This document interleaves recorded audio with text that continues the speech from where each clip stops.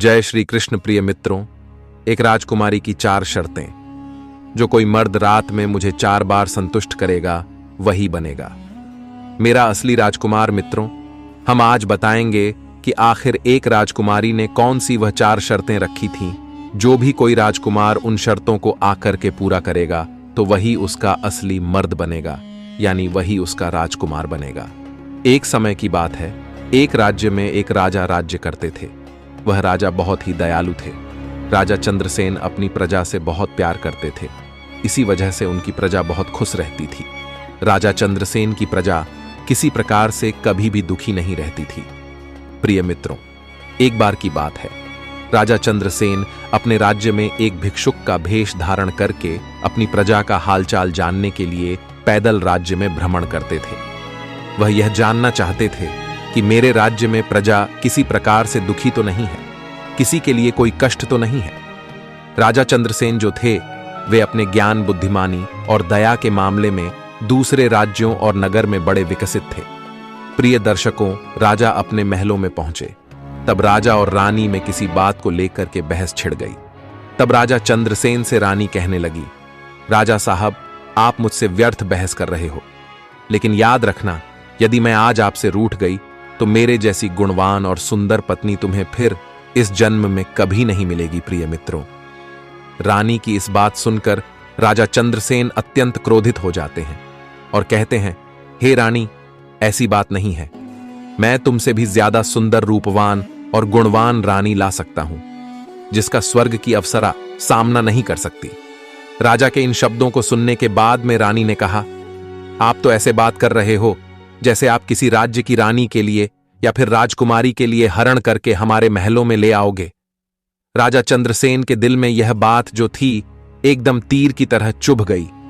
तब राजा चंद्रसेन ने भी अपनी रानी के कहने पर गुस्से में कह दिया कि हे रानी, अब तुम भी देखना, मैं राजकुमारी सूर्यलता को तुम्हारे पास बंदी बनाकर के लाऊंगा और उसी से मैं विवाह करूंगा।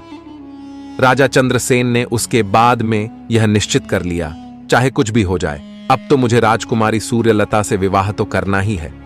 राजा चंद्रसेन को इसका पता था कि राजकुमारी सूर्यलता जो है वह अप्सरा की तरह सुंदर, रूपवान और गुणवान तथा बड़ी ही बुद्धिमान और नृत्य कला में माहिर स्त्री है।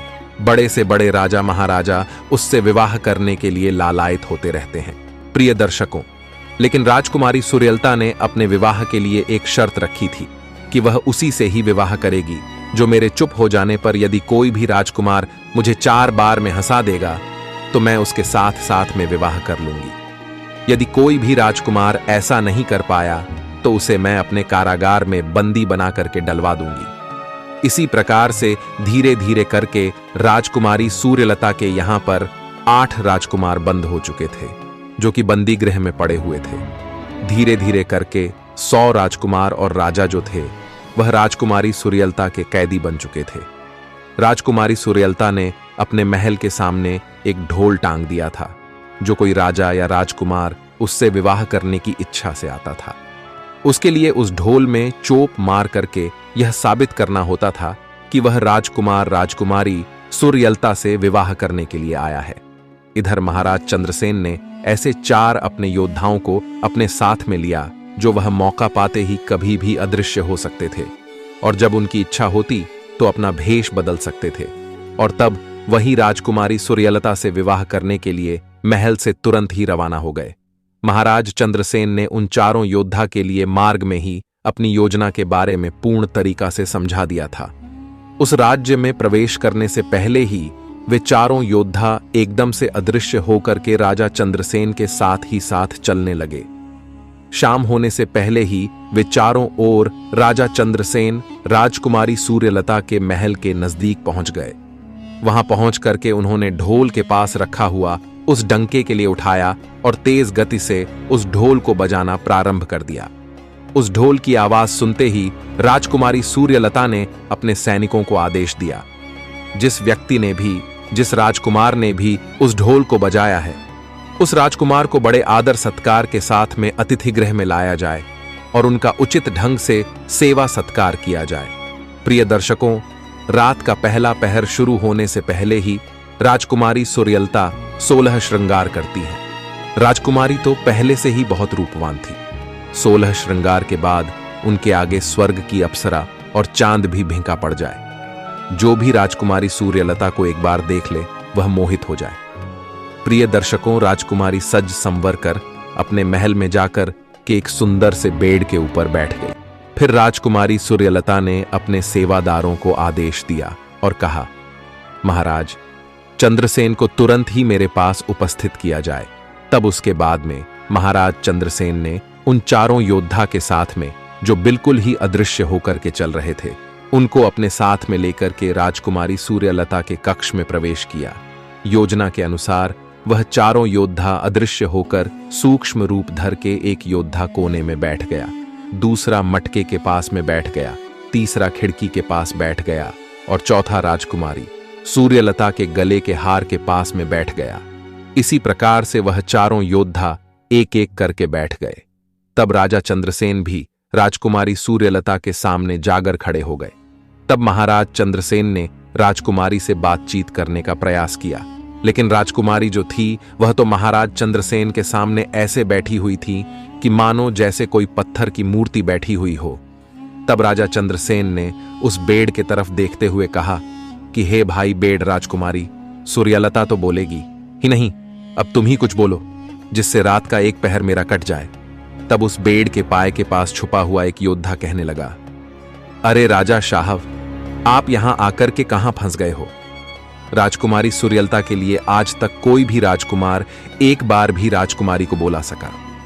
राजकुमारी, आज तब जितने राजकुमार आए हैं सभी के सामने राजकुमारी मौन थी, तो तुम्हारे सामने कैसे बोल सकती है मित्रों? फिर वह योद्धा जो बेड़ में छुपा हुआ था वह कहने लगा, महाराज, कोई बात नहीं है, समय काटने के लिए मैं आपके लिए एक अनमोल कहानी सुनाता हूं। राजा साहब, आप बस हुक्का भरते रहना। तब राजा चंद्रसेन ने कहा, ठीक है। तब उसी समय पर वह बेड़ में छुपा हुआ योद्धा कहानी को सुनाने लगा। तब उसी पर राजा चंद्रसेन हुक्का भरते हुए कहानी को सुनने लगा। तब वह योद्धा कहने लगा कि हे राजन, प्राचीन समय की बात है, किसी नगरी में महाराज अशोक राज करते थे। उनके पुत्र का नाम था शांतनु था, और शांतनु की जो मित्रता थी वह एक व्यापारी के लड़के से हो चुकी थी। व्यापारी का लड़का और शांतनु एक दूसरे के लिए कुछ भी कर सकते थे। जब कहीं घूमने के लिए जाते तो एक साथ ही घूमने के लिए जाते थे। उन दोनों ने कसम भी खाई थी, हम जब भी जहां जाएंगे साथ ही साथ जाएंगे, एक दूसरे का साथ कभी भी नहीं छोड़ेंगे। इसीलिए वह दोनों मित्र साथ साथ खेलते थे, साथ साथ खाते और पढ़ते थे, और जहां भी वे जाते थे तो एक साथ ही जाते थे। दोनों में इतनी गहरी मित्रता थी, एक दूसरे के बिना एक पल भी नहीं रहते थे। अब तो धीरे धीरे करके उन दोनों का विवाह हो चुका था। अब तो दोनों की ही पत्नी अभी ससुराल में नहीं आई थी, वह दोनों मायके में ही थीं।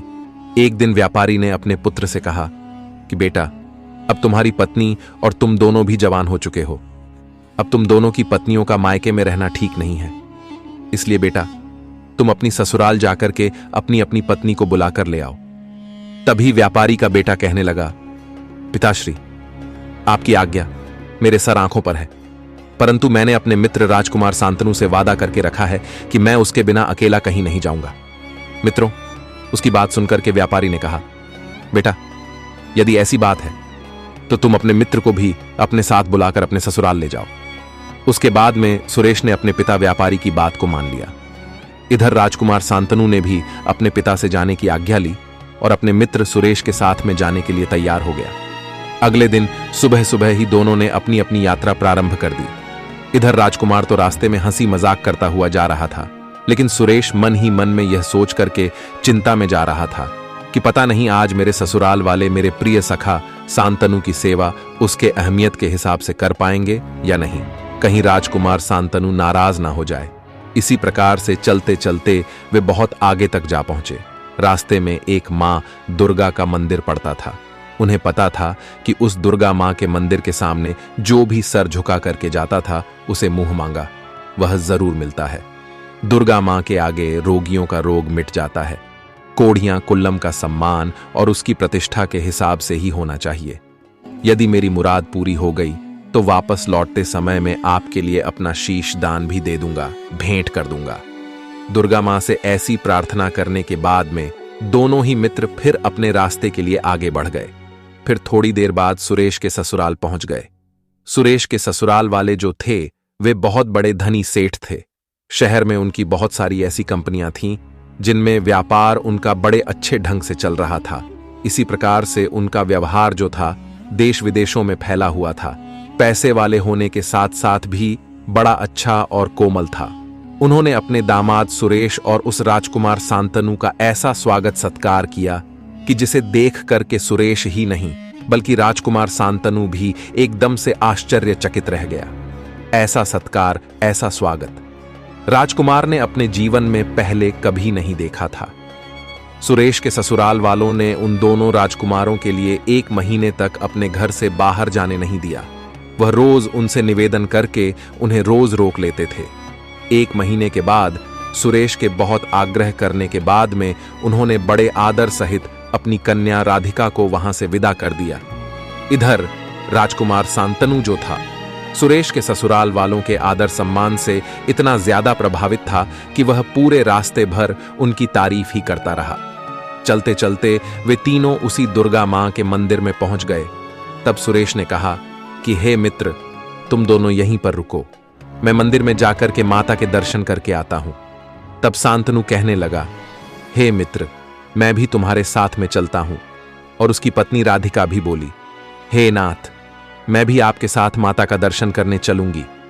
तब सुरेश कहने लगा, नहीं प्रिय, मैंने इधर से जाते समय पर देवी मां से अकेले दर्शन करने की मन्नत मांगी थी, इसीलिए मैं इस बार अकेला ही माता के दर्शन करने के लिए अंदर जाऊंगा। उसकी बात सुनकर राजकुमार शांतनु ने कहा, ठीक है, लेकिन तुम जल्दी वापस लौट करके आ जाना। राजकुमार की बात सुनकर के सहमति में सिर हिला कि वह सुरेश जो था मंदिर के अंदर चला गया। सुरेश ने वहां जाते ही अपना शीश काट करके देवी मां के चरणों में अर्पित कर दिया। इसी प्रकार से धीरे धीरे करके जब काफी देर हो गई, उधर राजकुमार ने देखा कि अभी तक मेरा मित्र सुरेश लौटकर के मंदिर में से वापस नहीं आया है, तो सुरेश के लिए राजकुमार शांतनु की बहुत ज्यादा चिंतित हो गया। राजकुमार ने राधिका से कहा कि हे भाभी श्री, अब बहुत देर हो चुकी है, सुरेश अभी तक लौट करके नहीं आया है, आप यहीं पर ठहरो, मैं मंदिर में जाकर के सुरेश को देख करके आता हूं। इतना कहने के बाद में राजकुमार शांतनु भी मंदिर के अंदर चला गया। जब मंदिर में उसने अपने मित्र का कटा हुआ सिर देखा तो एकदम से उसके पैरों के नीचे की जमीन जो थी वह खिसक गई। तब राजकुमार बिलाप करते हुए बोला, हे मित्र, आखिर तुमने यह क्या कर दिया? अब मैं जाकर के आखिर तुम्हारे पिता और तुम्हारी पत्नी को क्या जवाब दूंगा? और तुम्हें तो याद होना चाहिए, हम दोनों ने एक दूसरे का साथ निभाने का वादा किया था, लेकिन मित्र, तुमने अपने वादे को तोड़ करके आज मेरा साथ छोड़ दिया है। लेकिन मित्र, याद रखना, तुमने तो वादा तोड़ दिया है, मैं अपना वादा जरूर निभाऊंगा। आज मैं भी लौट करके महलों के लिए नहीं जाऊंगा, मैं भी अपनी जान यहीं दूंगा। इतना कह करके राजकुमार ने वहीं पर रखी हुई तलवार को उठाया और तुरंत ही अपने सिर को काट लिया। उधर जब रास्ते में खड़ी हुई राधिका इंतजार करते करते बहुत ही ज्यादा थक गई थी। जब उससे इंतजार नहीं हुआ तो वह भी मंदिर के अंदर चली आई। प्रिय दर्शकों, अब तो मंदिर के अंदर का दृश्य देखते ही एकदम से राधिका की चीख निकल गई। उसने देखा कि राजकुमार और उसके पति के सिर कट के अलग पड़े हुए हैं। यह देख करके राधिका ने जमीन पर पड़ी हुई तलवार को उठाया और अपना सिर काटने के लिए तलवार को चलाने लगी। तभी उसी समय पर दुर्गा मां प्रकट होकर के राधिका का हाथ पकड़ लिया। राधिका ने जैसे ही मां दुर्गा को देखा तो कहने लगी, हे मां, मेरे पति और उनके मित्र राजकुमार की बलि तो आप ले ही चुकी है। आपने इन दोनों के लिए अपना बलिदान करने के लिए नहीं रोका, तो फिर आप मुझे अब क्यों रोक रही हैं? अब आप कृपया करके मेरी जान ले लीजिए, मुझे अब आप क्यों रोक रही हो? वैसे भी स्त्री का जीवन पति के बिना सुना होता है, एक स्त्री पति के बिना कैसे जी सकती है? तब मैया ने जवाब दिया, पुत्री, मैं तुम्हारे पति की भक्ति और राजकुमार की मित्रता और तुम्हारा अपने पति के प्रति प्रेम निष्ठा भाव को देख करके, इस प्रेम को देख करके मैं बहुत ही ज्यादा प्रसन्न हूं। इसीलिए बेटी, मैं तुम्हारे पति और राजकुमार को जीवन दान देना चाहती हूं। तुम ऐसा करो, दोनों के सिर को उठा करके उनके शरीर के पास रख दो। उसके बाद में मैं इन दोनों को पुनः जीवित कर दूंगी प्रिय दर्शकों। तब राधिका ने धीरे धीरे करके उन दोनों के सिर उठाए। जैसे ही राधिका ने उन दोनों के सिर उठाकर के दोनों के शरीर के पास रखे, तब तुरंत ही देवी मां ने अपने शक्तियों के द्वारा उन दोनों को जीवित कर दिया। तब उसी समय पर वह दोनों मित्र जीवित होकर वहीं पर दोनों खड़े हो गए। दोनों को जीवित करने के बाद में देवी मैया वहां से अंतर्ध्यान हो जाती है। लेकिन मित्रों, इधर जल्दबाजी में राधिका से एक गड़बड़ हो गई। उसने क्या किया? सुरेश का जो सिर था वह उसने राजकुमार के सिर पर रख दिया, और जो राजकुमार का सिर था वह सुरेश के सिर पर रख दिया था।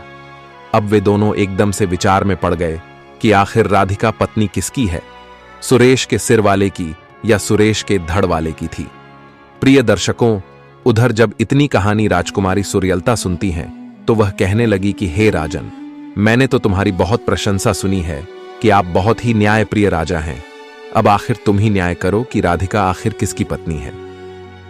तब राजा चंद्रसेन ने बड़े सहजता भाव से कहा कि हे राजकुमारी, इसमें कौन सी बड़ी बात है? नवाती तो वह सुरेश के धड़ वाले की पत्नी होगी। यह सुनकर के राजकुमारी सूर्यलता जो थी वह एकदम से चौंक उठी और राजा चंद्रसेन की तरफ गुस्से से देखती हुई बोली कि हाँ राजन, वाह, क्या खूब न्याय किया है आपने। मैंने आपकी न्याय के बारे में दूर दूर तक चर्चा सुनी थी, लेकिन मुझे लगता है आप तो आज एक छोटा सा न्याय भी नहीं कर पाए हैं। ढंग से राधिका जो है वह सुरेश के धड़ वाले की पत्नी नहीं, बल्कि सुरेश के सिर वाले की पत्नी होगी, क्योंकि सिर के बिना धड़ का कोई मूल्य नहीं होता। इसीलिए हे राजन, तुम्हें नहीं पता है, मनुष्य का सिर ही उसकी पहचान होती है, उसका धड़ नहीं होता है। प्रिय दर्शकों, राजकुमारी सूर्यलता के इन शब्दों को सुनने के बाद में महाराज चंद्रसेन ने एकदम से मुस्कुराते हुए कहा कि हे राजकुमारी, आप बिल्कुल सटीक सही कह रही हैं। आपने बिल्कुल ही सत्य न्याय किया है। राधिका जो है वह सिर वाले की ही पत्नी होगी। जैसे ही रात का दूसरा पहर शुरू हुआ, राजा ने फिर सिपाही से कहकर ढोल में पहली बार एक डंका लगा दिया। प्रिय दर्शकों, इधर राजकुमारी सूर्यलता जो थी फिर से एक पत्थर की मूर्ति बन करके उसी बेड़ पर बैठ गई। तब राजा चंद्रसेन ने पास रखे हुए उसी मटके से कहा कि हे भाई, मटके एक पहर तो बेड़ ने काट दिया, लेकिन अभी भी रात के 3 पहर बचे हुए हैं। राजकुमारी तो अब बोलेगी नहीं, और इस तरीका से हमारी बैठे बैठे रात कटेगी नहीं। अब तो तुम ही कुछ बोल, कुछ अपनी सुनाओ और कुछ दुनिया की सुनाओ, ताकि तुम्हारी कहानी में लिप्त होकर के कुछ समय और भी कट सके।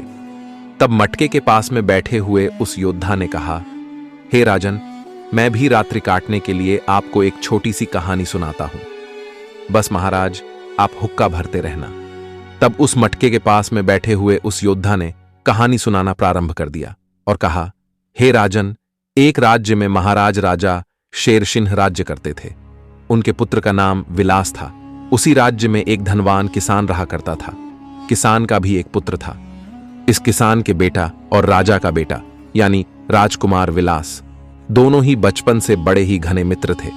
उन दोनों में बहुत ज्यादा घनिष्ठ मित्रता थी। वह साथ ही साथ खाते पीते थे, साथ ही साथ उठते बैठते थे, सोते थे।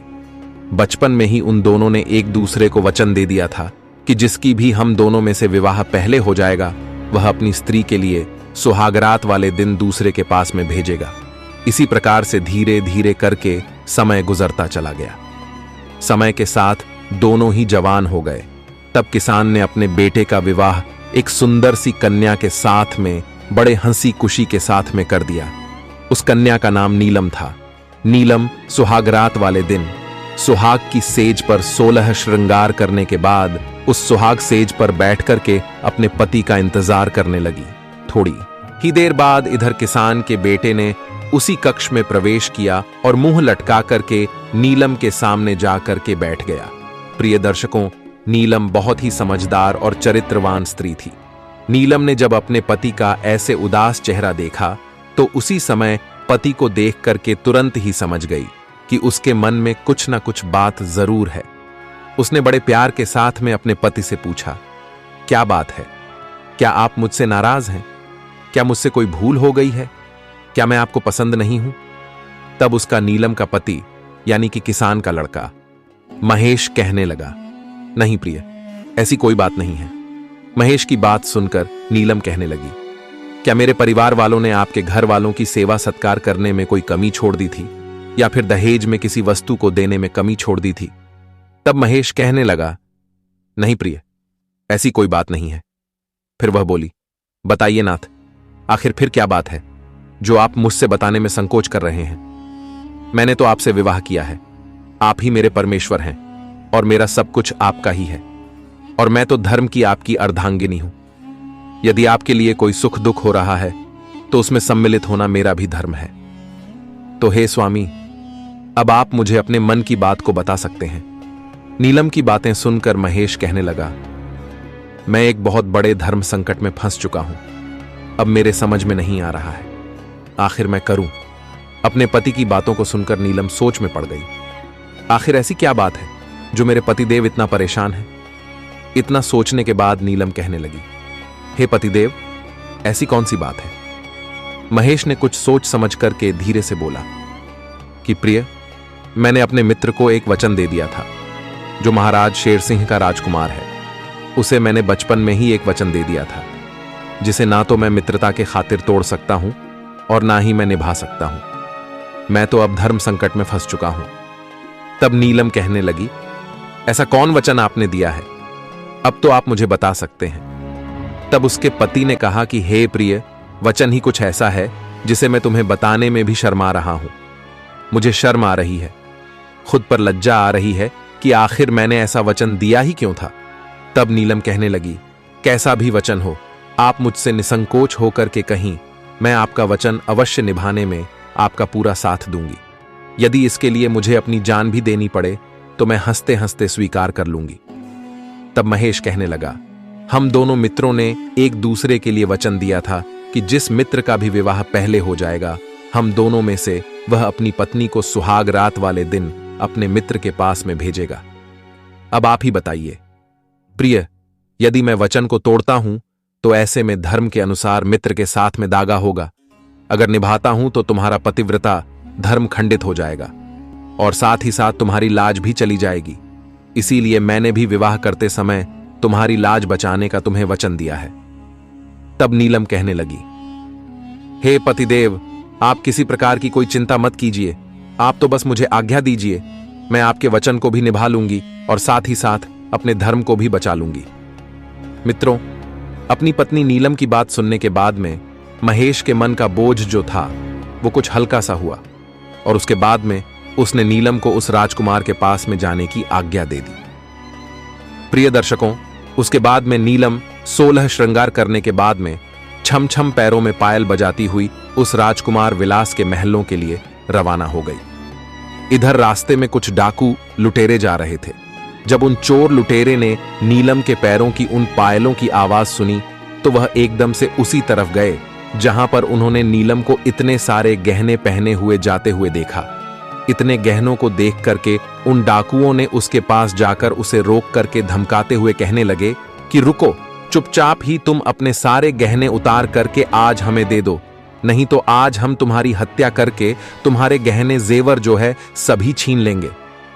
तब राजकुमारी नीलम जो थी वह हाथ जोड़ करके उन डाकुओं से बोली कि कृपया करके आज मुझे आप छोड़ दीजिए, अभी मैं किसी जरूरी कार्य की वजह से जा रही हूं।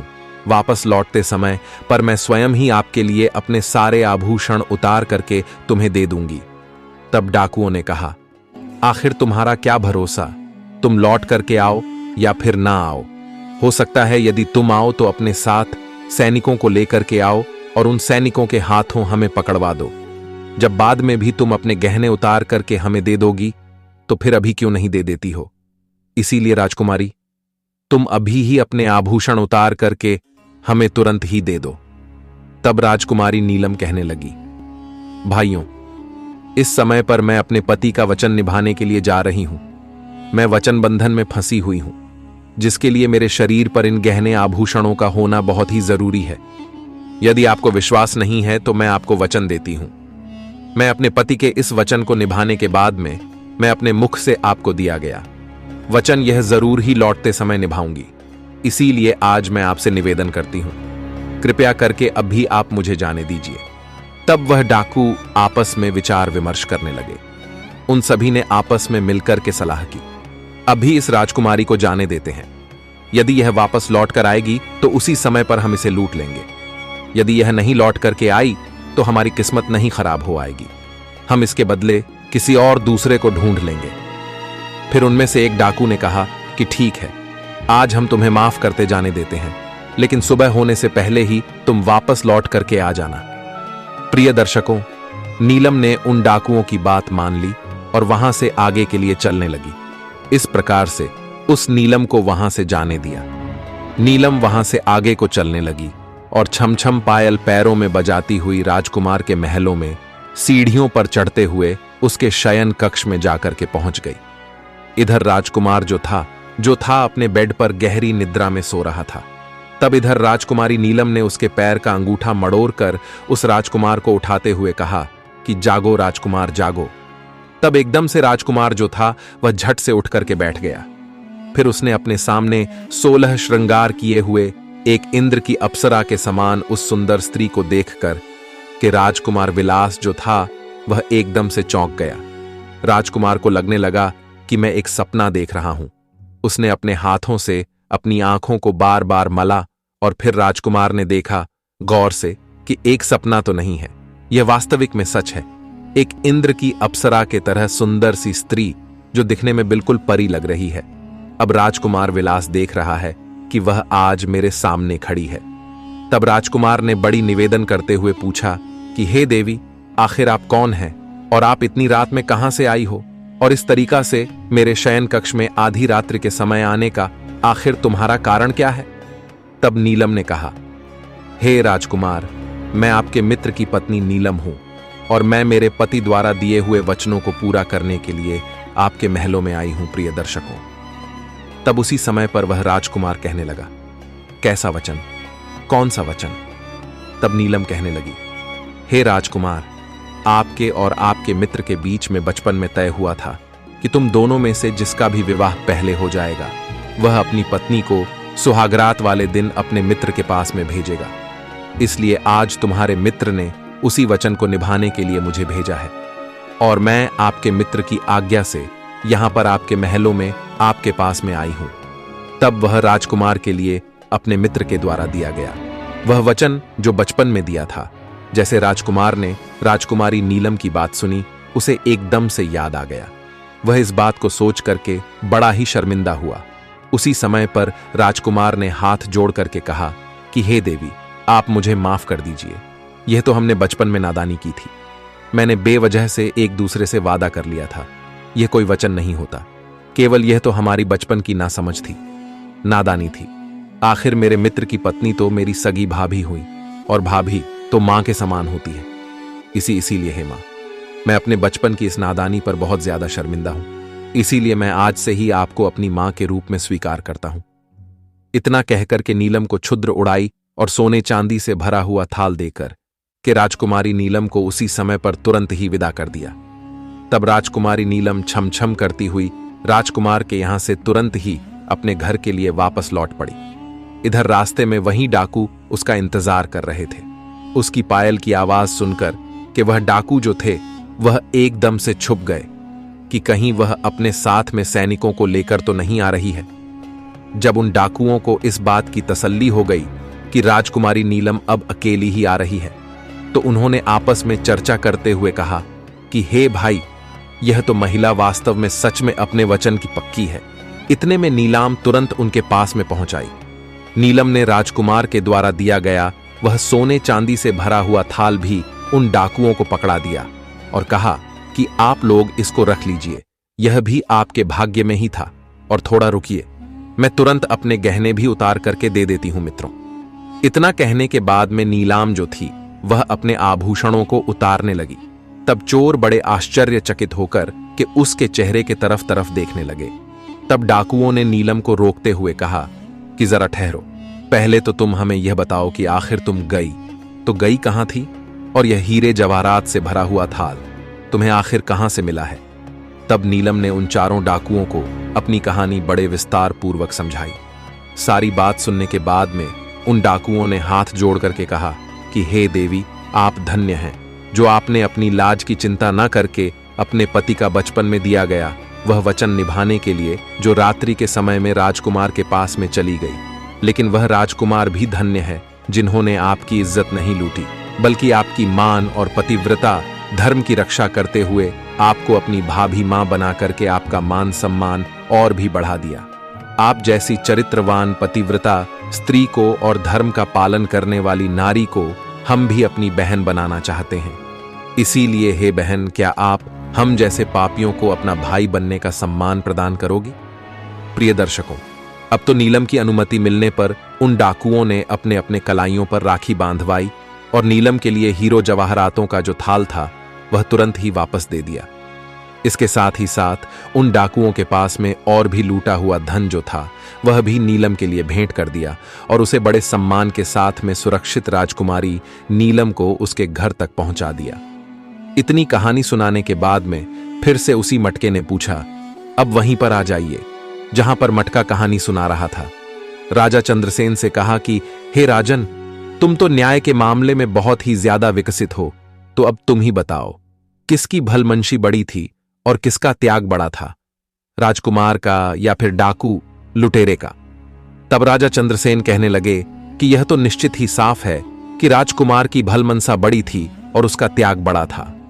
यदि राजकुमार चाहता तो जो राजकुमारी नीलम की लाज थी, उसकी जो इज्जत थी, वह उसे लूट सकता था। लेकिन राजकुमार ने ऐसा नहीं किया, बल्कि राजकुमारी नीलम को अपने मां के रूप में स्वीकार करके उसका मान सम्मान और भी बढ़ा दिया और साथ ही साथ उसे हीरे जवाहरात से भरा हुआ थाल भी भेंट में दे दिया। प्रिय दर्शकों, अब राजा चंद्रसेन की इतनी बात सुनकर कि राजकुमारी सूर्यलता जो थी वह गुस्से की वजह से एकदम से उबल पड़ी और एकदम से राजकुमारी सूर्यलता क्रोध में आकर के राजा चंद्रसेन से कहने लगी कि राजा, आखिर आपका क्या न्याय है? क्या ऐसे ही तुम न्याय करके अपने राज्य में इतने प्रसिद्ध हुए हो? बड़ी भलमनसा और त्याग उस राजकुमार की नहीं थी, बल्कि उन डाकू और लुटेरे की थी। वह राजकुमार तो उसे अपनी भाभी अर्थात मां बना करके अपनी अपार धन संपत्ति में से उसे जरा से ही हीरे जवाहरात दिए थे, बल्कि उसकी जगह पर उन डाकुओं ने तो उसका हीरे जवाहरात का वह थाल भी नहीं लूटा, बल्कि उसे अपनी बहन बनाते हुए उनके अपने पास में और लोगों से लूटा हुआ जो कुछ भी था वह भी उन्होंने बहन बना करके उन्हें भेंट कर दिया। फिर उन्होंने उसके बाद में नीलम को सुरक्षित उसके घर तक भी पहुंचाया। तब राजा चंद्रसेन इधर शरारत भरी मुस्कुराहट से बोले कि अरे वाह राजकुमारी, आप तो बहुत ही ज्यादा बुद्धिमान राजकुमारी निकली। आपने तो बिल्कुल ही सत्य और खरा न्याय किया है। उन डाकू लुटेरे ही बड़े थे। मैं आपकी इस बात से, इस न्याय से सहमत हूं। राजकुमारी अब तो इस प्रकार दूसरी बार बोल चुकी थी, इसलिए राजा चंद्रसेन ने हंसते हुए अपने ढोल बजाने वाले से कहा कि बजे ढोलक। फिर वह ढोलक बजाया और वह राजा अति प्रसन्न हुआ। अब इधर राजकुमारी सूर्यलता जो थी वह फिर से पत्थर की मूर्ति बनकर के ज्यादा सतर्क होकर के फिर से बैठ गई उसी बेड पर। तब राजा चंद्रसेन ने खिड़की की तरफ देखते हुए कहा, क्योंकि उस खिड़की के पास में वही योद्धा बैठा हुआ था जो 4 योद्धा महाराज चंद्रसेन के साथ में आए थे। तो वे योद्धा से कहने लगे कि हे भाई, अब तो राजकुमारी सूर्यलता बोलेगी नहीं। इस प्रकार से 2 घड़ी रात तो अब कट चुकी है, लेकिन अब बिना बोले बिना सुने बाकी की रात कैसे कटेगी? अब तो तुम ही कुछ बोलो, कोई राज खोलो। तब खिड़की की तरफ बैठे हुए उस योद्धा ने कहा कि ठीक है राजा, आपका हुक्म मेरे सिर आंखों पर है। समय काटने के लिए मैं भी आपके लिए एक कहानी सुनाता हूं, बस आप हुक्का भरते जाना।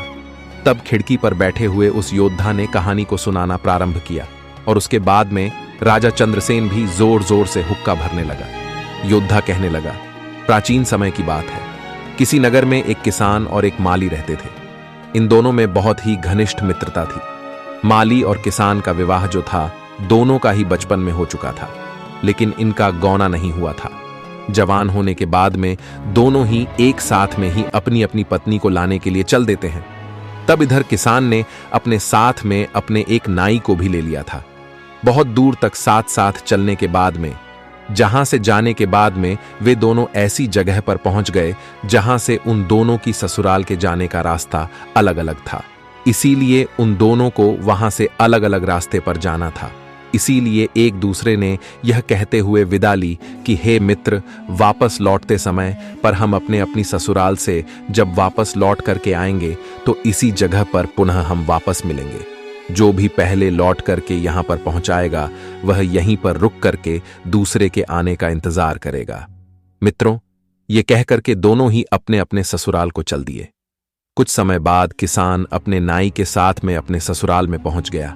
इधर किसान के साथ में नाई को साथ देख करके उसके ससुराल की एक बुजुर्ग बूढ़ी मां ने अपनी बहुओं को सलाह दी कि अरे बहू, जमाई राजा के साथ ही साथ गांव का नाई भी आया है, आज तुम उसकी बड़े अच्छे ढंग से खातिरदारी करना, कहीं उनकी खातिरदारी में किसी प्रकार की कोई कमी ना रह जाए, नहीं तो वह अपने यहां पर वापस एलने के बाद में हमारे यहां की उल्टी सीधी बातें बताएगा।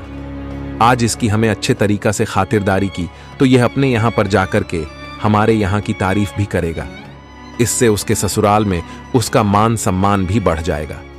प्रिय दर्शकों, इतना सुनने के बाद नाई की खातिरदारी में वह जुट गई। अब इधर कोई जमाई यानी उस किसान को कोई पूछे ना पूछे, लेकिन नाई की खातिरदारी में कोई भी कमी नहीं होने दे रहे थे। खाना खिलाया। अब तो हर काम में पहले तो नाई की खातिरदारी होने लगी। यह देखकर कि किसान बड़ा ही मायूस होकर उठा और मन ही मन में चिढ़ने लगा। अब तो नाई अपनी खातिरदारी को देख करके अपने मूंछों पर ताव दे रहा था। नाई की ऐसे खातिरदारी देख करके किसान जो थे अपने घर वापस लौटने की जल्दबाजी करने लगे। लेकिन मित्रों, 3-4 दिन तक खातिरदारी करने के बाद में उस किसान के ससुराल वालों ने किसान की पत्नी को किसान के साथ ही उसी के कमरे में कर बंद कर दिया। उसके बाद में किसान के ससुराल वालों ने किसान के लिए जाते समय दहेज में बहुत सारा सामान दिया। फिर उसके बाद में घोड़े पर सवार होकर के किसान और किसान की पत्नी और वह नाई वहां से अपने घर के लिए चल देता है। रास्ते में नाई किसान के ससुराल वालों की तारीफ करते हुए जा रहा था। वह यही कह रहा था कि आज गोपाल जी की ससुराल वालों ने तो गोपाल जी से भी ज्यादा मेरी खातिरदारी की है। लेकिन नाई की बात सुनकर के किसान के मन में चिंता और गुस्सा बढ़ती चली जा रही थी। लेकिन वह नाई खातिरदारी की वजह से चुप होने का नाम ही नहीं ले रहा था। नाई के मुख से अपनी खातिरदारी की बात सुन के किसान जो था बड़ा ही क्रोधित हो उठा। इतना ज्यादा क्रोध में आ गया कि किसान ने फिर उस नाई को और अपनी पत्नी को वहीं रास्ते में ही उतार दिया और खुद घोड़े पर सवार रहा। फिर वह अकेला ही अपने घर की तरफ के लिए निकल पड़ा। उसके जाने के बाद में वह किसान की पत्नी पति द्वारा बीच रास्ते में छोड़ जाने पर वह बेचारी भी आखिर क्या करती। वह वापस अपने घर के लिए लौट कर आने लगी, लेकिन रास्ता भटकने के कारण वह किसी और गांव में जा पहुंची। गांव में घुसते ही एक बूढ़ी महिला का घर पड़ता था। तब उस किसान की पत्नी चंद्रिका ने जाकर के उस बूढ़ी मां को कुछ थोड़ा सा धन दिया और बूढ़ी मां से कुछ दिनों तक उसके साथ में रहने के लिए उसे मना लिया। अब तो किसान की पत्नी उर्मिला उसी बूढ़ी मां के साथ में उसी के घर पर रहने लगी। वह बूढ़ी मां फूलों की माला बना के राजा के महल में पहुंचाया करती थी। अब इधर वह किसान की पत्नी उर्मिला भी उस बूढ़ी मां की इस काम में मदद करने लगी। अब तो वह बूढ़ी मां बगीचे से फूल तोड़ करके लाती, तब उर्मिला फूल को अलग अलग तरीके की माला बना करके उनके गुलदस्ते बना दिया करती थी, जिन्हें वह बूढ़ी महिला राजा के यहाँ रोज दरबार में पहुंचा देती थी। रोज नए नए सुंदर और गुलाब से गुलदस्ते को देखकर के राजा ने एक दिन उस बूढ़ी मां से पूछा कि हे माता, आजकल तो तुम बहुत ज्यादा सुंदर सुंदर गुलदस्ते और मालाएं बना करके लेकर आती हो, लेकिन इतनी सुंदर कारीगरी तुम नहीं कर सकती हो। हे बूढ़ी माई, तुम आज मुझे सच सच बताओ, यह गुलदस्ते और यह माला कौन बनाता है? तब वह बूढ़ी औरत कहने लगी, हे महाराज, कुछ दिनों से मेरे घर पर एक किसान की पत्नी आकर के ठहरी हुई है। वह बहुत ही अच्छी बुद्धिमान और बड़ी ही अच्छी कारीगर है। वही रोज इतने सुंदर सुंदर मालाएं बनाती हैं और वही इतने सुंदर गुलदस्ते और मालाएं बना करके भेजती है। तब राजा कहने लगे, हे बूढ़ी मां, तुम अभी अपने घर के लिए चली जाओ और कल सुबह लाकर के उस स्त्री को मेरे दरबार में पेश करो। उसके बाद में बूढ़ी औरत अपने घर को वहां से वापस लौट आई। फिर उर्मिला के पास गई और उसे जाकर के महाराज का आदेश सुनाया। तब उर्मिला ने राजा के सामने जाने के लिए मना कर दिया, लेकिन वह बेचारी बूढ़ी मां भला क्या करती, उसे राजा के आदेश को तो मानना ही था। उसके बाद में वह बूढ़ी मां उर्मिला से विनती करके उसको राजा के महल में तुरंत ही ले आई। तब उर्मिला के रूप और सुंदरता को देख करके वह राजा विजयवीर जो थे एकदम से उर्मिला पर मोहित हो बैठे, क्योंकि राजा के महल में उर्मिला इतनी सुंदर थी कि उसके समान और भी कोई स्त्री उनके राजमहल में नहीं थी। उसने बूढ़ी मां से उर्मिला को अपने महल में भिजवाने का आदेश दे दिया। तब उर्मिला ने कहा कि महाराज, आप तो इस राज्य के मालिक हो, इस राज्य के राजा हो, इस नाते से आप तो मेरे पिता के समान हुए, फिर आप मुझे भला अपने महल में बंदी बना करके कैसे रख सकते हैं? तब राजा कहने लगा उर्मिला से, हे देवी, तुम हमारी नहीं हो, तुम हमारे राज्य की नहीं हो, इसीलिए हम तुम्हारे पिता समान नहीं हो सकते, इसीलिए तुम्हें आज हमारे महल में रहना ही पड़ेगा। जब बार बार समझाने पर राजा विजयवीर नहीं माना, तब उर्मिला ने कहा, महाराज, मैं एक विवाहित स्त्री हूं, मेरे पति ने मेरा त्याग कर दिया था, और महाराज, तुम्हें नहीं पता है कि मेरी जैसी एक विवाहित स्त्री के साथ में रहने से तुम्हें बहुत बड़ा घोर पाप लगेगा। आप मुझे कम से कम 6 महीने का समय दे दीजिए।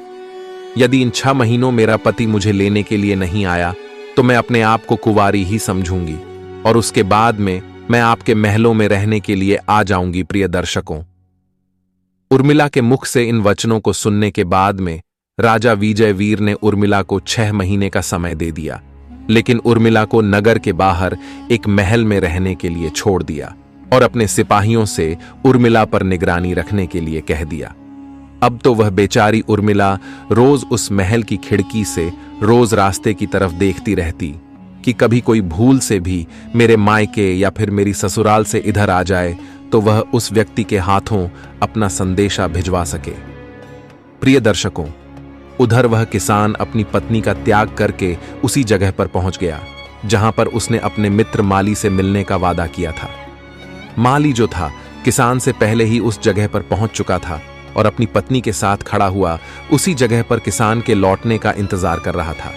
जब उस माली ने अपने मित्र किसान को अकेला आता हुआ देखा तो पूछने लगा, अरे मित्र, आखिर तुम अकेले कैसे चले आ रहे हो? आखिर तुम मेरी भाभी को कहां छोड़कर आए हो? क्या मेरी भाभी ने तुम्हारे साथ आने से मना कर दिया है? तब उस किसान ने अपने मित्र माली को पूरी घटना विस्तार के साथ में समझाया। तब उस माली ने उसे धिक्काराते हुए कहा कि धिक्कार है मित्र, तुम पर किसी और के पापों का दंड तुमने अपनी निर्दोष पत्नी को दे दिया। यदि तुम्हारी पत्नी के घर वालों ने तुमसे ज्यादा उस नाई की खातिरदारी कर दी तो आखिर इसमें भाभी का क्या दोष था? भला इतनी छोटी बात पर कोई व्यक्ति अपनी पत्नी को क्यों छोड़ेगा? इसीलिए हे मित्र, तुम यदि मेरी सलाह मानो तो इसी समय पर हमें तुरंत ही चल करके भाभी को बुला करके लाना चाहिए। मित्रों, माली की बात सुनते ही किसान ने उसकी तुरंत ही बात मान ली। उस माली ने अपनी पत्नी को पास के ही एक नगर में ठहरा दिया और स्वयं भी अपने मित्र की पत्नी को बुलाने के लिए वहां से चल दिया। अब वह माली और वह किसान उसे खोजते खोजते जंगल से होते हुए एक नगर में पहुंच गए। किसान ने जाकर के अपने ससुराल में नगर के लोगों से पता किया और बोला, हे भाई, क्या हमारी पत्नी घर लौट करके आई है? क्योंकि वह मायके में नहीं पहुंची है, इसीलिए मैं अपने ससुराल में ना जाकर के आपसे पूछ रहा हूं। फिर वह गरीब आदमी कहता है, नहीं भाई, इस गांव में तो आपकी पत्नी अभी तक नहीं आई है। फिर मित्रों, उस माली के साथ में अपनी पत्नी के तलाश में वहां से निकल पड़ा। अब तो अपनी पत्नी उर्मिला को ढूंढते ढूंढते वह भी उसी नगर में जा पहुंचे जिस नगर में उर्मिला रहा करती थी। तब इधर उर्मिला ने महल की एक खिड़की से उन दोनों को आता हुआ देखा तो देखते ही उर्मिला ने अपने पति को तुरंत ही पहचान लिया और महल के सिपाहियों से कहकर कि उन्हें उसने तुरंत ही अपने महलों में बुला लिया। तब महल में पहुंचते ही माली ने उर्मिला को अपना परिचय दिया और कहा कि हे भाभी, आज मेरे मित्र ने तुम्हें छोड़ने का बहुत बड़ा अपराध कर दिया है। मेरा मित्र अब अपनी करनी पर शर्मिंदा है, इसीलिए हे भाभी, आप भी अब बीती हुई बातों को भूल जाइए और अब आप हमारे साथ में घर के लिए चलो। तब किसान ने भी अपनी पत्नी से माफी मांगी। तब उर्मिला ने अपने पति को और माली को अपने साथ में घटी हुई घटना के बारे में पूरी तरीका से समझाया कि पहले हम लोगों को राजा के पास चलकर के राजा से आज्ञा लेनी होगी। इतना सुनने के बाद में उर्मिला के मुख से वे तीनों राजा के राज्य दरबार में गए तब उर्मिला ने राजा से कहा, हे महाराज, आज मेरे पति मुझे बुलाने के लिए आ गए हैं, इसीलिए महाराज अब आप हमें यहां से जाने की इजाजत दे दीजिए। राजा विजयवीर ने भी अपने वचन का पालन करते हुए उर्मिला को अपने पति के साथ जाने की आज्ञा दे दी। उसके बाद में माली और उर्मिला और उसका पति वे तीनों वहां से निकल पड़े। तब रास्ते में जाकर माली ने भी अपनी पत्नी को अपने साथ में ले लिया और उसके बाद में वे सभी अपने अपने नगर को चले गए और उसके बाद में बड़े सुखपूर्वक अपने अपने घरों में रहने लगे। कहानी सुनाने के बाद में उस खिड़की के पास में बैठे हुए उसी योद्धा ने कहा कि हे महाराज, मैंने आपकी न्याय की चर्चा बड़े दूर दूर तक सुनी है। अब आप ही बताएं कि किसान और किसान को पत्नी में से उन दोनों में से आखिर कौन सबसे ज्यादा महान था। तब राजा चंद्रसेन कहने लगे, हे भाई, आखिर इसमें पूछना क्या है? यह तो बिल्कुल ही साफ साफ है कि महानता तो उस किसान की थी जिसने अपनी त्यागी हुई पत्नी को पुनः अपना लिया। प्रिय दर्शकों, इन शब्दों को सुनने के बाद में राजकुमारी सूर्यलता के तन बदन में एकदम से आग लगने लगी। अब तो राजकुमारी से चुप ना रहा गया। तब राजकुमारी सूर्यलता गुस्से से भरी हुई निगाह से राजा चंद्रसेन से कहने लगी, अरे पापी, अधर्मी राजा, क्या तू ऐसा न्याय करके अपने राज्य में प्रसिद्ध हुआ है? आखिर तू ही बता, इसमें उस किसान की कौन सी महानता थी? उसने तो अपनी निर्दोष पत्नी का त्याग दिया था। अपने मित्र उस माली के समझाने पर उस किसान ने अपनी पत्नी को दोबारा अपनाया था। महानता तो यदि सही मायने में देखी जाए तो उर्मिला की थी, जिसे निर्दोष होते हुए भी उसके पति ने उसे त्याग दिया था। उसे तो एक राज्य की रानी बनने का मौका भी मिला था, लेकिन फिर भी वह अपने पतिव्रता धर्म को बचाकर रखी रही। इतने दुख झेलने के बाद भी उस ब्राह्मणी ने अपने धर्म और पतिव्रता पर आंच नहीं आने दिया, अपने सतीत की रक्षा करती रही। ऐसी देवी तो इस युग में मिलेंगे ही नहीं। आखिर ऐसी स्त्री को अपनाने में कौन सी महानता है? तब राजा चंद्रसेन ने अपनी निगाहों से राजकुमारी सूर्यालता की तरफ देखा और कहने लगे, वह राजकुमारी, आखिर तुमने क्या न्याय किया है? मैं तो आपके न्याय का दीवाना हो चुका हूं मित्रों। इसी प्रकार से राजकुमारी सूर्यलता अब तो तीसरी बार बोल चुकी थी। इसलिए राजा चंद्रसेन ने फिर से उस ढोल से कहा कि बजा रे ढोल, तू 3 बार ढोल बजा। फिर ढोल बजाने पर 3 बार ढोल कहने लगा, ढम ढम ढम। तब राजा चंद्रसेन राजकुमारी सूर्यालता की तरफ देखने लगे। अब तो राजकुमारी भी राजा चंद्रसेन की चाल को समझ चुकी थी। अब तो वह पहले से भी ज्यादा चालाक और चतुर होकर के बैठ गई। अब तो राजकुमारी सूर्यलता ने अपने मन में निश्चय कर लिया, अब चाहे कुछ भी हो जाए, अब मुझे चौथी बार नहीं बोलना है। अब तो राजा चंद्रसेन ने राजकुमारी सूर्यलता के गले के हार की तरफ देखते हुए कहा कि हे भाई हार, रात के 3 पहर तो बड़े आनंद के साथ में कट गए। अब तो बस एक ही पहर बचा हुआ है। अब तुम ही कुछ बोलो और कुछ कहानी सुनाओ, कुछ बात करो जिससे यह पहर भी जल्दी बीत जाए। राजकुमारी सूर्यलता के उस हार पर बैठा हुआ वह योद्धा कहने लगा, ठीक है राजन, आज मैं भी आपके लिए एक छोटी सी कहानी सुनाता हूं। मेरी कहानी के साथ साथ आप बस हुक्का भरते जाना। तब राजकुमारी सूर्यलता के हार के पास में बैठे हुए उस योद्धा ने अपनी कहानी को कहना प्रारंभ किया और इधर राजा चंद्रसेन ने हुक्का भरना प्रारंभ कर दिया। चौथे योद्धा ने कहा, किसी गांव में 4 मित्र रहते थे। वह एक दूसरे से बहुत ज्यादा प्रेम करते थे। उनकी मित्रता की मिसाल आसपास के गांवों में भी दी जाती थी। एक बार उन 4 मित्रों ने आपस में सलाह की, यहां तो धन कमा नहीं पा रहे हैं, हम इसलिए धन कमाने के लिए यहां से किसी शहर में चलते हैं। प्रिय दर्शकों, यही सोच वह 4 मित्र अगले दिन सूर्य निकलने पहले ही अपने अपने कुछ जरूरी सामान लेकर शहर के लिए निकल पड़े। पूरे दिन भ्रमण करने के बाद में वह एक जंगल में पहुंचे। वहां पहुंचने के बाद में उन्होंने रात में वहीं पर ठहरने का निश्चय किया। तब उन 4 मित्रों ने अपना डेरा वहीं पर जमा लिया। भोजन पानी करने के बाद में उन 4 मित्रों ने आपस में सलाह की, मित्रों, यदि हम 4 सो गए तो कोई हमारा सामान चुरा करके ले जाएगा, इसीलिए हमें एक एक करके एक पहर तक जाग करके पहरा देना चाहिए। सबसे पहले मित्र की बारी आई। वह उठकर के पहरा देने लगा। उस समय पर उसके 3 मित्र सो गए। मित्रों, इधर पूरे दिन पैदल चलने की वजह से वह मित्र भी हारा थका हुआ था, इसीलिए उसे भी पहरा देते देते अब नींद आने लगी। लेकिन प्रिय दर्शकों को वह बेचारा कैसे सो सकता था? इसीलिए उसने एक झरने पर जाकर के ठंडे ठंडे पानी से अपने मुंह को धुला। लेकिन मित्रों, इतना सब करने के बाद भी उसकी आंखों से नींद नहीं जा रही थी। तब उसने इधर उधर घूम करके देखा तो उसे एक लकड़ी का बड़ा सा गट्टा दिखाई दिया। उसने अपना समय काटने के लिए, अपनी नींद भगाने के लिए उसने वहीं पर बैठ करके अपने औजार निकाले और धीरे धीरे करके उस लकड़ी के गट्ठा को धीरे धीरे करके खोलने लगा। समय पूरा होने से पहले उसने उस लकड़ी को एक सुंदर सी मूर्ति में बदल दिया था। उस कारीगर ने उसके हाथों में चूड़ियां भी बना करके पहना दी थीं। प्रिय दर्शकों, कारीगरी करते करते अब तो एक पहर बीत चुका था। अब दूसरे पहर में पहरा देने के लिए उसने अपने दूसरे मित्र को उठा दिया था। वह भी सिलाई का कार्य करता था। तब उस दर्जी ने उठ करके अपने हाथ मुंह को धुला और पहरा देने के लिए खड़ा हो गया। तभी उसने वहां पर अपने मित्र के द्वारा बनाई गई वह लकड़ी की जो मूर्ति थी वह दिखाई दी। उसने उस मूर्ति को देख करके अपने औजार और कपड़े निकाले। उसने अपनी मशीन और सोई धागे की मदद से उस सुंदर सी मूर्ति के लिए वस्त्र पहना दिए। मित्रों, यह काम करते करते दूसरा भी पहर बीत गया। तब उसने उसी समय पर अपने तीसरे मित्र सुनार को उठाया। वह तो तुरंत ही सो गया। उस सुनार ने भी उठ करके अपना हाथ मुंह धुला और वह बेचारा पहरा देते हुए इधर उधर घूमने लगा। तभी उसी समय पर उस सुनार की नजर जो थी उसी लकड़ी की मूर्ति पर पड़ जाती है। उसने भी उस मूर्ति को देख करके अपने औजार निकाले और उस मूर्ति के लिए गहने बनाने को तैयार हो गया। अब तो धीरे धीरे करके गहनों को वह बनाने लगा। अब तो तीसरा पहर समाप्त होते होते उसने उस मूर्ति के लिए सुंदर सुंदर गहने पहना दिए। दर्शकों, अब तो चौथे पहर की पहरेदारी करने की बारी आ गई। अब उस ज्ञानी व्यक्ति की थी जो चौथा मित्र था। अब अपने पहर में पहरेदारी करने के बाद में सुनार जो था वह तुरंत ही सो गया।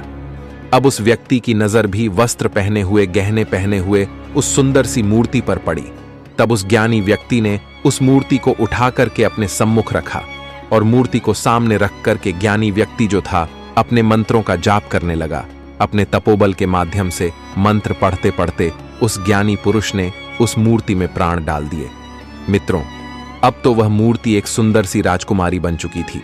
तब तक एक पहर और बीत गया और इधर सुबह हो गई। बाकी तीनों मित्र भी फिर उठ गए। अपने सामने इतनी सुंदर राजकुमारी को देख करके उन्होंने उस व्यक्ति से उस राजकुमारी के बारे में पूछा। तब बाकी के तीनों मित्र कहने लगे, हे मित्र, आखिर यह कौन है? स्त्री, ये राजकुमारी यहां कहां से आई है? तब ज्ञानी पुरुष कहने लगा, भाइयों, मुझे तो यहां पर वस्त्र और गहने पहने एक सुंदर सी मूर्ति मिली थी। मैंने अपने मंत्रों के प्रभाव से आज उसमें प्राण डाल दिए। इसीलिए अब यह मूर्ति जो कन्या बन चुकी है, अब यह मेरी पत्नी बनेगी। तब तक सबसे पहले वाले मित्र ने कहा, जिसने उस मूर्ति को बनाया था, वह कहने लगा, नहीं मित्र, अब यह लड़की मेरी पत्नी बनेगी क्योंकि इसको मैंने बनाया है। तब तक दर्जी भी कहने लगा, मैंने भी लड़की के लिए इतने सुंदर अच्छे से अच्छे वस्त्र सिल करके मैंने पहनाए हैं, इसलिए अब तो इस पर मेरा अधिकार है, मेरा हक है, अब यह मेरी पत्नी बनेगी। तब तक सुनार कहने लगा, हे मित्र, आखिर ऐसे कैसे हो सकता है? मैंने भी तो सुंदर से सुंदर आभूषण पहनाए हैं, इसीलिए अब तो यह धर्म से मेरी पत्नी बनेगी। प्रिय दर्शकों, इस प्रकार से उन चारों में उस राजकुमारी के लिए बहस छिड़ गई और उन चारों ने उस सुंदर युवती पर अपना अपना हक जताते हुए एक दूसरे को लेकर के झगड़ा करने लगे। प्रिय दर्शकों, इतनी कहानी सुनाने के बाद में हार के पास में बैठे हुए उस योद्धा ने राजा चंद्रसेन से पूछा कि हे राजन, आपके न्याय की चर्चा तो देश विदेशों में विकसित है। अब आप ही न्याय करके बताएं कि आखिर उस मूर्ति का असली पति कौन होगा और उस मूर्ति का असली हकदार पति कौन होगा।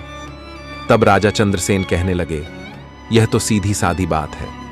उस पंडित ने अपने मंत्रों के प्रभाव से उस मूर्ति में प्राण डाल करके उसे जीवित किया है, उसे स्त्री के रूप में परिवर्तित किया है, इसीलिए वह मूर्ति जो है उस पंडित की ही पत्नी बनेगी। इन शब्दों को सुनने के बाद में राजकुमारी सूर्यलता को फिर गुस्सा तो बहुत तेजी से आया, लेकिन इस बार राजकुमारी सूर्यलता ने तय कर लिया था कि इस बार मुझे कुछ भी नहीं बोलना है।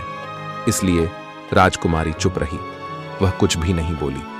राजकुमारी को इस तरीका से चुप देखकर कि राजा चंद्रसेन ने हार पर बैठे हुए उस योद्धा से कहा, अरे भाई, इस बार तो राजकुमारी सूर्यलता कुछ भी नहीं बोली। ऐसा लगता है कि इस बार मैंने सही और अच्छा न्याय किया है। तब उस हार पर बैठा हुआ योद्धा कहने लगा, जी राजा साहब, क्या खूब आपने न्याय किया है। इस न्याय की वजह से राजा जी आपकी तो जय जयकार होना चाहिए। आप तो वास्तव में न्याय प्रिय राजा हैं।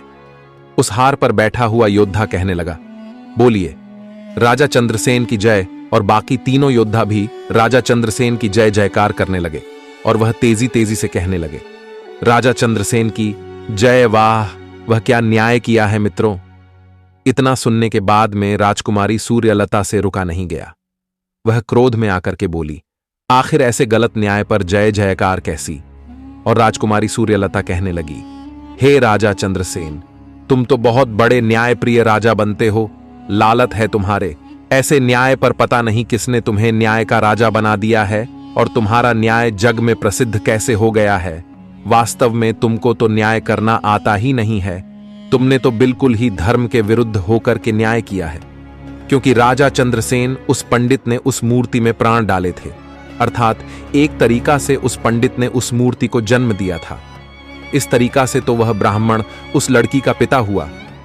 आखिर ऐसे में एक पिता अपनी पुत्री से विवाह करे तो इससे बड़ा नीच काम कौन सा हो सकता है। कोई भी स्त्री केवल उसी की ही पत्नी हो सकती है जो उसको चूड़ियां पहनाई है, उस मूर्ति रूपी लड़की के लिए चूड़ियां बनाई हैं। इसीलिए धर्म के नाते उस बढ़ई की ही पत्नी वह लड़की हुई। तब महाराज चंद्रसेन ने बड़ी शरारत भरी निगाह से राजकुमारी सूर्यलता की तरफ हंसते हुए कहा कि वाह वाह, हे राजकुमारी, तुमने धर्म के हित में ही न्याय किया है। इसीलिए वही उस मूर्ति का अर्थात लड़की का पति हो सकता है। लेकिन अब तो आप 4 बार बोल चुकी हैं। इसीलिए राजकुमारी सूर्यलय, अब तुम मेरे साथ में चलने की तैयारी कर लो। तब राजकुमारी सूर्यलता ने शर्माते हुए राजा चंद्रसेन के सामने अपनी नजरों को झुका लिया, क्योंकि प्रिय दर्शकों, वह राजकुमारी अपने शर्त के मुताबिक 4 बार बोल चुकी थी।